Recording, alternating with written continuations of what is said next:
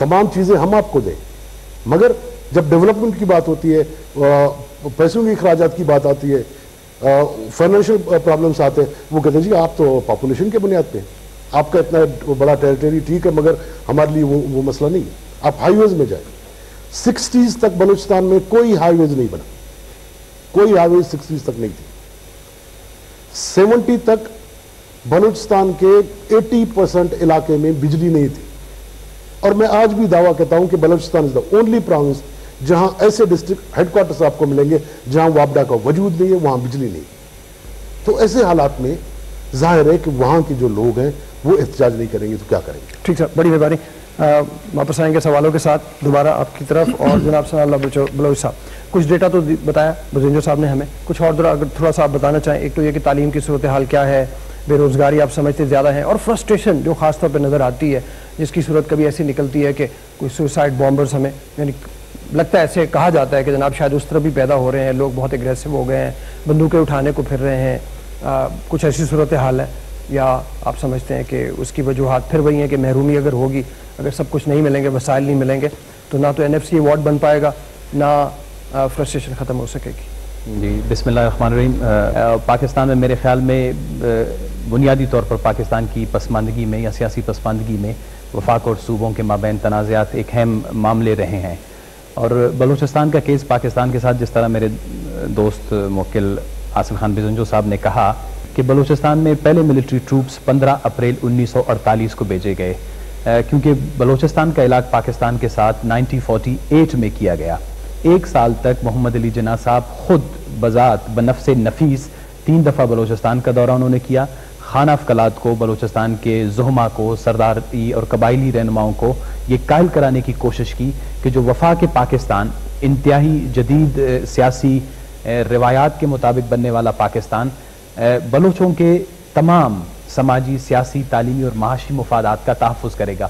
और इस सिलसिले में 4 अक्टूबर 1947 की मोहम्मद अली जिन्ना साहब की क़यादत, मोहम्मद अली जिन्ना साहब की वो स्पीच अगर कोई पढ़ कर देख लें तो उसने बलूचिस्तान के लोगों को कौन सी यकीन दहानियाँ करवाईं, और उन यकीन दहानियों की बुनियाद पर पहले जो अलाग हुआ 3 रियासतों का, वो 17 अप्रैल 1948 को हुआ, और दूसरा अलाग जो खान अफकलात ने किया वो 28 अप्रैल 1948 को किया गया।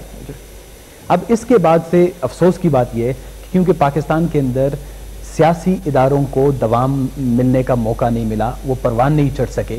56 तक तो कोई बलूचिस्तान से वाकिफ ही नहीं था जिस तरह से उसको चलने दिया जाना चाहिए था।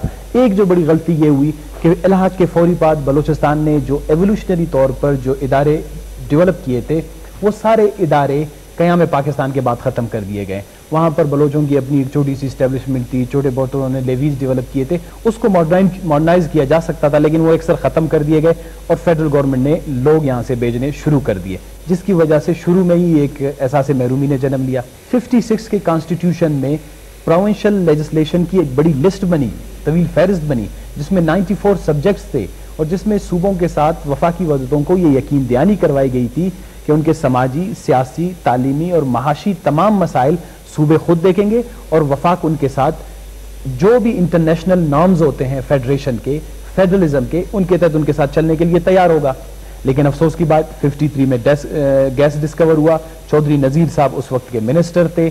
उन्होंने जब गैस डिस्कवर किया, वहाँ से दरियाफ्त हुई बरतानवी कंपनी के जरिए से, यहाँ से पाइप निकाली गई और वहाँ से पाइप जो है दूसरे सूबों के घरों में, शहरों में तो उबल पड़ने लगी, लेकिन बलूचिस्तान को उसका कोई फ़ायदा नहीं हुआ।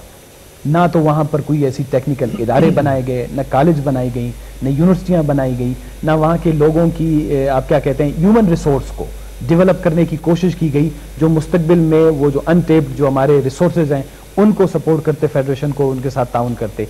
तो ये एहसास महरूमी का या बलूचिस्तान को नज़रअंदाज करने की एक पॉलिसी बड़े मुनज़्ज़म अंदाज में शुरू से चलती आ रही है। और आप देख रहे हैं कि बलूचिस्तान वफाक पाकिस्तान में वो खित्ता है जो बहुत बड़े जोग्राफिये पर मुश्तमिल है। मैं तो ये कहता हूँ कि पाकिस्तान मुश्तमिल ही बलूचिस्तान पे है, क्योंकि आपका जो एक्सक्लूसिव जो हमारा जोन्स हैं पानी का और बलूचिस्तान को मिलाएं तो बलूचिस्तान पानी और ज़मीन को मिलाने के बाद पाकिस्तान से भी बड़े रकबे पर मुश्तमिल है, जो बाकी मानदा हमारा पाकिस्तान है। अच्छा, अगर आप इजाज़त दीजिए, एक ब्रेक लेना चाह रहा हूँ मैं। ब्रेक के बाद दोबारा आपकी बात सुनते हैं। इजाज़त दीजिए ब्रेक के लिए। अफसर शौहर और बीवी, दिखता कुछ और है पर है कोई गड़बड़, कैसी है ये उलझन, है बीवी मिस और शौहर है मिस्टर, मेरी ये किस्मत।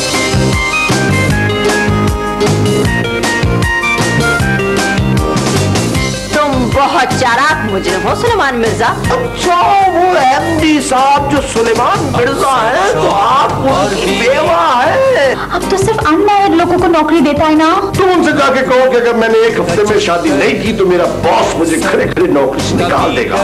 एक हफ्ते का टाइम तो बहुत कम हो जाएगा ना। ना जाए लट्टू मेरी बीवी पर, मेरी ये किस्मत।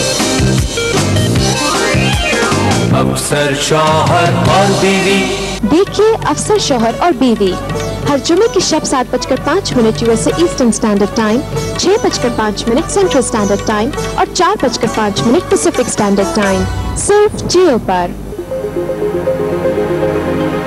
पाकिस्तान का नंबर 1 सैटेलाइट चैनल जियो,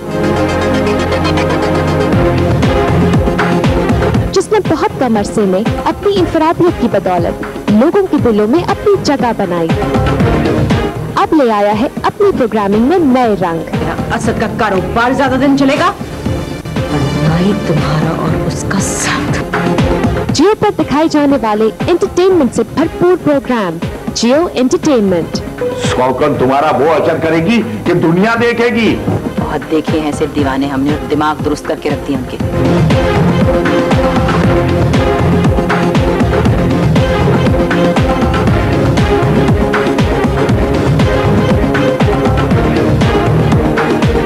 मुल्की और माशरती मसाइल पर बातचीत का एक अनोखा अंदाज, मालूमात और हकायक पर मबनी दिलचस्प प्रोग्राम्स, जियो इंफरटेनमेंट। हर पल जी भर जियो। 5 दिन का बच्चा मेरी गोद में।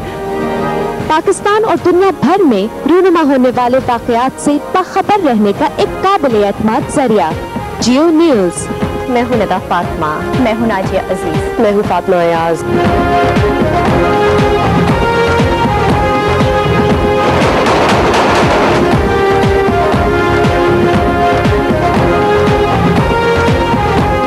ये सब कुछ आप देख सकते हैं सिर्फ और सिर्फ अपने पसंदीदा चैनल जियो पर।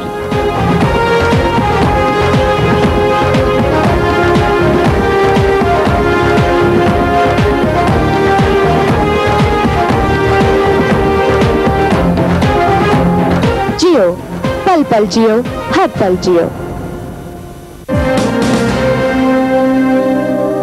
अस्सलाम वालेकुम दोबारा हाजिर जी ब्रेक के बाद। अच्छा, अगर एक सवाल मैं यहाँ से पूछना चाहूँ, मतलब अब तक तो ये हुआ है कि एनएफसी जिस तरह से पहले से चलता चला आ रहा है उसी तरह से चलता चला आ रहा है, और अब भी जो सामने बैठे सब लोग बैठे अपनी अपनी शिकायत आई, किसी नतीजे पे नहीं पहुँच पाए और फिर ये तय हुआ कि पिछला फार्मूला जो है वही चलता चला जाएगा।